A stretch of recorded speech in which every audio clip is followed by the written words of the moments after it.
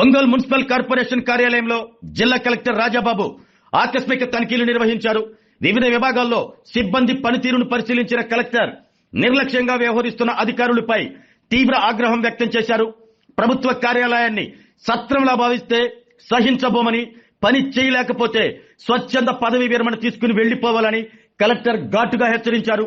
Ongole municipal corporation కార్యాలయంలో collector Rajababu నిర్వహించిన ఆకస్మిక తనిఖీలు అధికారుల్లో కలకలం రేపాయి. కార్పొరేషన్లోని పలు విభాగాలను స్వయంగా సందర్శించిన కలెక్టర్ ఒక్కొక్క సెక్షన్లో సిబ్బంది పనితీరు, ఫైళ్ల పరిష్కార విధానం, ప్రజలకు అందుతున్న సేవలపై ఆరా తీశారు. ఈ సందర్భంగా కొన్ని విభాగాల్లో పనితీరు ఆశించిన స్థాయిలో లేకపోవడంపై కలెక్టర్ తీవ్ర అసంతృప్తి వ్యక్తం చేశారు. ప్రజల సమస్యలు పరిష్కరించాల్సిన ప్రభుత్వ కార్యాలయాలను కొందరు సత్రంలా భావిస్తున్నారు అంటూ ఆగ్రహం వ్యక్తం చేశారు. పని చేయనప్పుడు మీరు ఎందుకు ప్రభుత్వ ఉద్యోగంలో ఉన్నారు? ప్రజలకు జవాబుదారీతనంతో పనిచేయండి, లేకపోతే వీఆర్ఎస్ తీసుకుని వెళ్లిపోండి అంటూ సిబ్బందికి కలెక్టర్ స్పష్టమైన హెచ్చరిక జారీ చేశారు. ప్రభుత్వ ఉద్యోగం అంటే కేవలం హాజరు వేయటం కాదని, ప్రజలకు వేగంగా, పారదర్శకంగా సేవలు అందించటమే అసలు బాధ్యత అని కలెక్టర్ స్పష్టం చేశారు. ప్రజలను కార్యాలయాల చుట్టూ తిప్పటం, ఫైళ్లను పెండింగ్ లో ఉంచటం ఇకపై సహించబోను అంటూ హెచ్చరించారు. ప్రతి ఉద్యోగి బాధ్యతాయుతంగా పనిచేసి ప్రభుత్వంపై ప్రజలకు ఉన్న నమ్మకాన్ని నిలబెట్టాలని, నిర్లక్ష్యానికి పాల్పడితే శాఖాపరమైన చర్యలు తప్పవని జిల్లా కలెక్టర్ రాజాబాబు స్పష్టం చేశారు.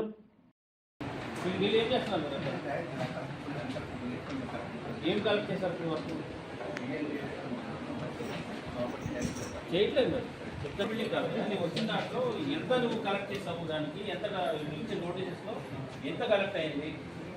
ఓకే, 500 పైకి ఉన్నాయని చెప్తున్నారు. వాళ్ళలో నువ్వు ఎంతమంది నోటీస్ చేసావు, వచ్చిన దాంట్లో నీకు ఎంత కలెక్ట్ అయింది? ఏముందో పట్టించుకుంటారు డబ్బులు. అది షరాఫ్ సార్, అన్ని కలెక్షన్ మొత్తము వచ్చిన మొత్తం అక్కడ కట్టించుకుంటాం. మనం ఇక్కడ ఈఆర్పీలో ఇక్కడ ఏం చేస్తున్నారు? ట్యాక్స్, వాటర్ ఛార్జెస్, విఎల్టీ అతను అక్కడ కట్టేది అంటే టోటల్గా అన్ని చలాన్స్ మొత్తం డేట్ ఆఫ్ బర్త్ కానీ అన్ని ఈ అమౌంట్ తీసుకెళ్ళి అక్కడే కట్టారు సార్. అట్లా రాయాలి వచ్చిన అప్లికేషన్. అంతేగాని ఇలా పెట్టుకుంటే ఎట్లా అవుతుంది? ఎన్ని ఉన్న పెండింగ్ అనేది మాకు ఏం తెలుస్తుంది? అవుట్ సోర్సింగ్గా రెగ్యులర్ ఎంప్లాయ్? రెగ్యులర్ అయితే నీకు తెలీదా మరి? ఆ మాత్రం ఆఫీస్ ప్రొసీజర్ తెలీదా? సపరేట్ ఇది, ఇందులో మాకు తెలియదు. మొత్తం రిజిస్ట్రేట్ సార్, రిజిస్ట్రేట్ ఆన్లైన్ హాస్పిటల్ పంపిస్తారు. హార్డ్ కాపీ మనం యూజ్ చేస్తాం. ఇది ఎక్కడికి వెళ్తాం? ఇది కంప్యూటర్కి. ఏ కంప్లీట్ ఎవరి దగ్గర ఎవరు తీసుకుంటారో పక్కన ఇచ్చినప్పుడు ఎంటర్ చేసుకుంటున్నాడు అని ఎట్లా చేస్తున్నాడు? ఏ రిజిస్ట్రేషన్ నెంబర్ అలా వాళ్ళు తీసుకునే దానికి వస్తుంది. డిస్పాచ్ సెక్షన్లో తెచ్చిస్తారు సార్, హాస్పిటల్లో తీసుకొచ్చి అది వీళ్ళకి ఫార్వర్డ్ చేస్తారు సార్. ఆన్లైన్లో ఉన్నది ఇది 2 టాలీ చేసుకుని వీళ్ళు ఆన్లైన్లో ఆన్లైన్ షీట్ ఏది? ఏం టాలీ చేస్తాడు ఆయన? కంప్యూటర్లో వాళ్ళకి వచ్చిన ఇన్ఫర్మేషన్కి మనకు వచ్చిన సాఫ్ట్ కాపీతో 2 టాలీ చేసుకుంటారు. ఆబ్స్ట్రాక్ట్లో కదా సార్ చెప్పేది, అది ఎన్ని వచ్చాయి, ఎన్ని చేసిన గతంలో మనకు అన్ని రిజిస్టర్ ఉండేది సార్. ఈ ఆన్లైన్ సిస్టమ్ నువ్వు డెత్ సర్టిఫికేట్స్ వచ్చిన వాటికి కనీసం రిజిస్టర్ పెట్టి చేయట్లేదు. దాన్ని నేను ఎస్ఓడిగా రివ్యూ చేయాలన్నా, కమిషన్ తీసుకోవాలనుకున్నా. కానీ అసలు ఎన్ని డెత్ సర్టిఫికేట్స్ మనకి వచ్చిన డెత్ అప్లికేషన్ చేసి అందులో ఎన్ని యాక్చువల్గా వీళ్ళు ఇన్స్పెక్ట్ చేసి బీసీ ఫైనాన్స్ బేసిస్తో చేశారు, ఎన్ని పెండింగ్ ఉన్నాయనేది ఎక్కడ ఉంది? ఇది మూడగట్టి కూర్చున్నాడు అక్కడ.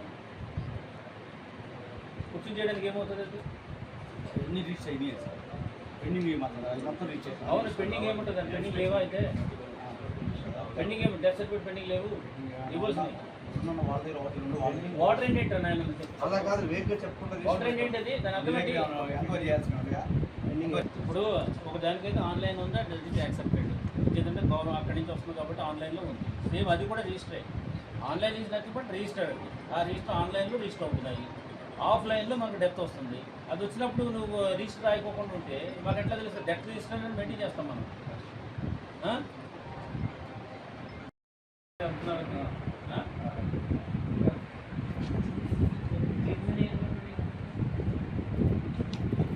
అప్లై చేసి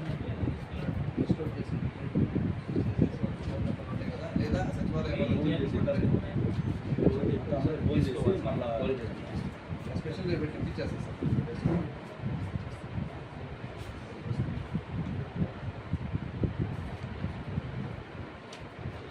సో ఇవన్నీ ఒక సచివాలయంలో అవసరమైతే ఒక షీట్లో పేషెంట్ ఇస్తారా? సచివాలయం పై చేసేసి సెక్రటరీ పిలిపించేసి అక్కడ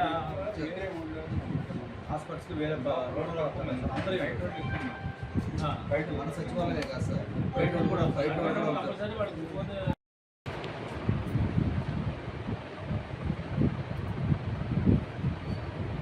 కాల్ చేయాలా, నాకేదో తేడా వచ్చినట్టు కనుక్కోండి. ఆయన ఏం చేస్తున్నట్టు మీరు ఏం చేస్తున్నారు అంటే ఎట్లా హాస్పిటల్కి వచ్చి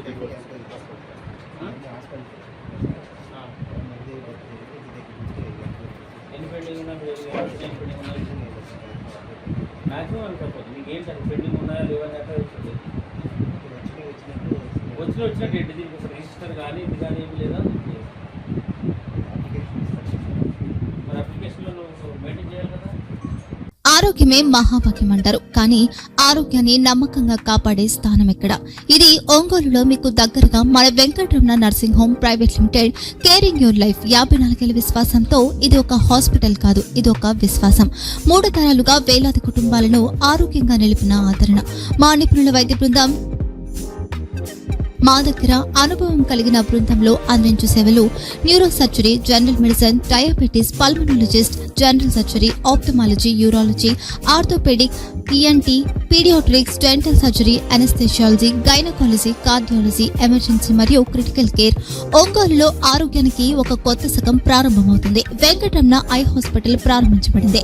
కంటి ఆరోగ్యానికి ప్రత్యేక పరిష్కారంగా ప్రభుత్వ ఉద్యోగులు, రిటైర్డ్ ఉద్యోగులు మరియు వారి కుటుంబ సభ్యుల కోసం ఈహెచ్ఎస్ ద్వారా వైద్యం, క్యాష్లెస్ సేవలు, మెడియాసిస్, స్టార్, జీహెచ్పీఎల్, ఆదిత్య బిర్లా, బజాజ్ అలియన్స్ మరియు ఇతర ప్రముఖ హెల్త్ స్కీమ్లు అందుబాటులో ఉన్నాయి. ఆరోగ్యశ్రీ, డాక్టర్ ఎన్టీఆర్ వైద్య సేవా నిధి అందుబాటులో ఉన్నాయి. చిరునామా ఆర్టీసీ బస్టాండ్ ఎదురుగా, Kurnool road, Ongole. Phone number 08592282623, cell number 9100679099. Eye hospital number 9866484770. Website www.venkatramannursing.com. Facebook www.facebook.com/pkrnh. Venkataramana nursing home, 3 తరాల విశ్వాసం, నూతనతతో కూడిన సేవ. మేము కేవలం చికిత్స చేయము, మేము శ్రద్ధ వహిస్తాం, పరిరక్షిస్తాం. సేవ చేయడం మాకు ధ్యేయం.